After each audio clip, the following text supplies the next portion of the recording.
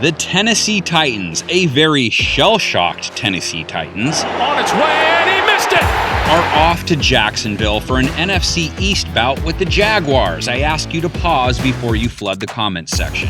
But Duval faithful at least got a glimpse of what they're hoping to see more of from Trevor Lawrence. Oh, wow. What a throw!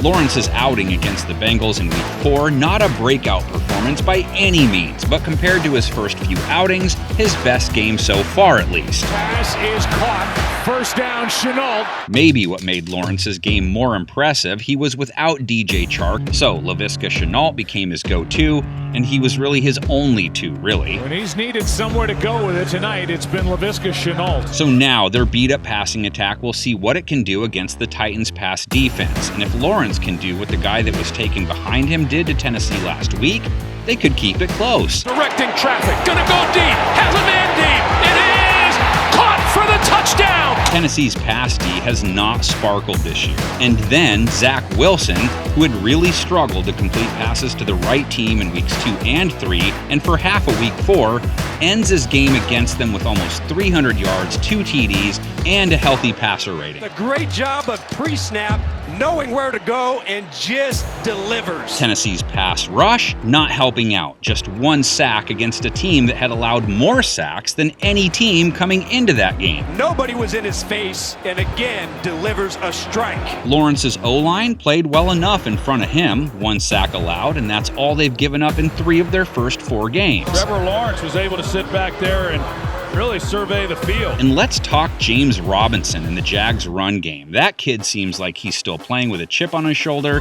and good for him. Fact is, Jacksonville's offense looked its best on the drives they fed him the ball. So feed him some more, I say. That man looks hungry. Robinson, after a jab step, is in for the touchdown. Tennessee's run defense, solid last week. 2nd and 2, and hit and dropped by Harold Landry. Obviously, stopping the run will be paramount for Jacksonville. They allowed Joe Mixon to go for over 4 a pop. Good run and drives for another first down. But through 4 games, they've held ball carriers to 3.5 a run. Jacksonville had an answer for that play before 2nd and long. The Jags' run defense, of course, should see plenty of action this week because they get King Henry. And now all of a sudden, Derrick Henry's out the game. Mr. Henry was his usual self last week and is as dangerous this season as he has been for the last few years. Henry looking for running room and finding it off the right side. He was especially important last week because Tennessee's passing offense was handcuffed. That was a big reason the Titans lost to New York. Tannehill had to work, but he came through big on the game-tying drive, and his numbers were big when the game ended. Midfield, 45-40, inside the 40-yard line of the New York Jets. If he at least has Julio back next week, he could keep it rolling.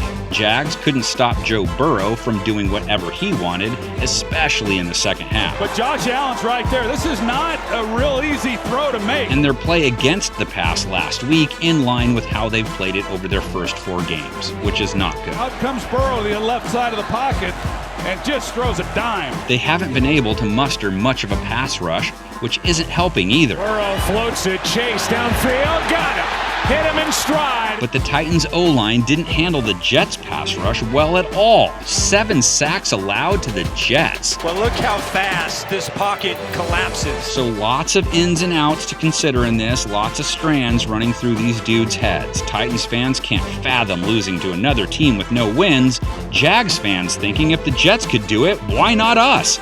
Let's see what you think. Post your predictions and scores in the comment section. We'll post ours on the screen.